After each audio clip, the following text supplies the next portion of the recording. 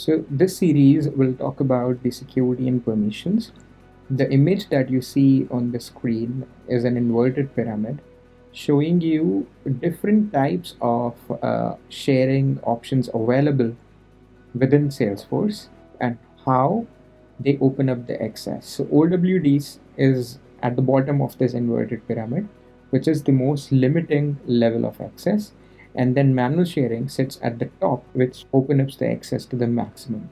So in the upcoming videos, we'll understand each one of them and we'll also see how they help you open up the access. So let's talk about the first one, which is OWD, known as org wide defaults. You'll generally hear people within Salesforce or HANA saying OWD, which refers to org wide defaults.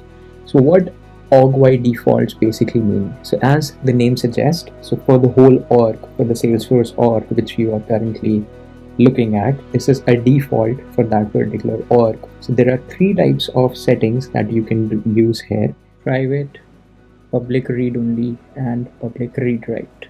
So first is private.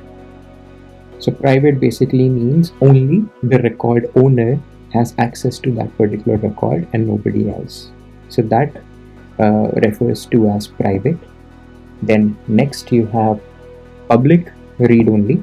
So public read only basically means the access is available to anybody who is logged into this particular Salesforce org, and they can read this particular record. They cannot edit this particular record. Now next comes public read write, where anybody who is in this org has access to all the records created of this particular object, and they can read and edit all the records of that particular object. So the question here comes is why there are these three options available and which one should I pick when I'm creating an object, when I'm creating a custom object. So basically when you create a custom object, you need to identify what kind of OWD you want to give to that particular object. So it totally depends on the functionality of that object and the business requirement. So let's say you are creating an object called lead, right? And the leads are region based, for example.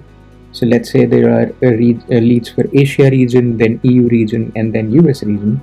So then you should keep the leads private, and those leads should only be visible to that particular region and not all of the regions. So that could be one way of identifying whether it should be private, public, read only, or public read write. So in what scenarios you would put an object to public read only? So in certain scenarios, you might want to keep an object as public, where you want to keep all the records visible to everybody. So let's say there's an application error object.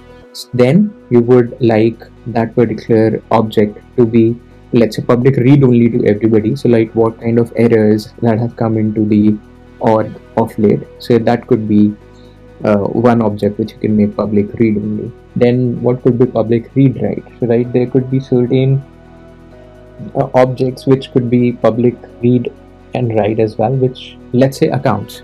So accounts could be public read write because you have built an architecture where there's just one record for a company globally, and then you have child records for that company for each of those territories, or you can say a business territory. So let's say companies like Amazon, banks like HSBC, Citibank. So these are global banks, right?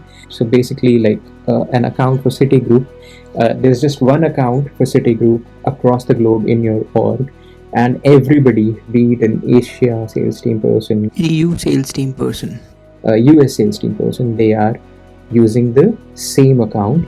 So all the interactions with Citigroup are linked to that same account, and you can see in one single go what exactly your company is doing with Citigroup, right?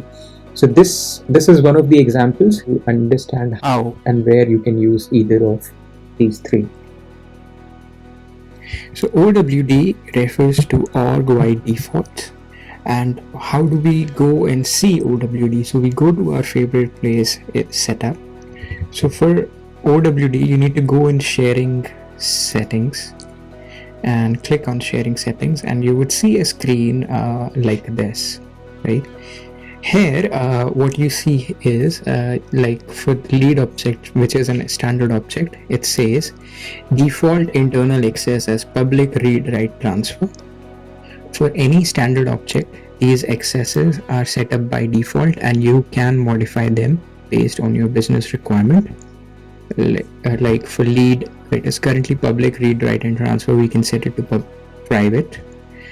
When you would set it to private, you would get a pop-up, and you can see when it says when the lead sharing mode is private, each lead queue must have at least one member.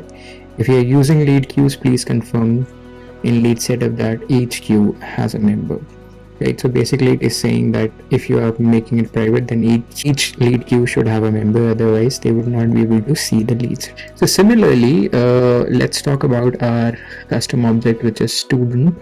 For our custom object student, you can see there are three options available, which is private, read only, and read write. Now in lead, you could see that there was an option to transfer as well, but here it just says private, read only, and read write. Right? For leads, you need a separate access to transfer, but for others, if you have an edit write on that particular object, you should be able to change the owner. Right? That's why it is written differently there. And you also see at certain places that it says controlled by parent.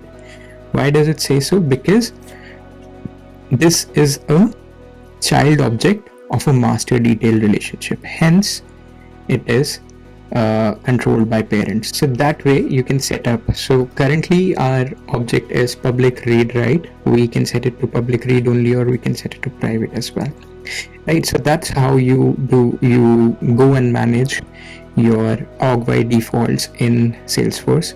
Here's another option, which is called grant access using hierarchies. We'll see that when we talk about roles in a moment in the coming video, but this, just remember that when you say grant access using hierarchies, you need to come here and check this box, or you can uncheck it, right? So I'm currently unchecking this box and clicking save.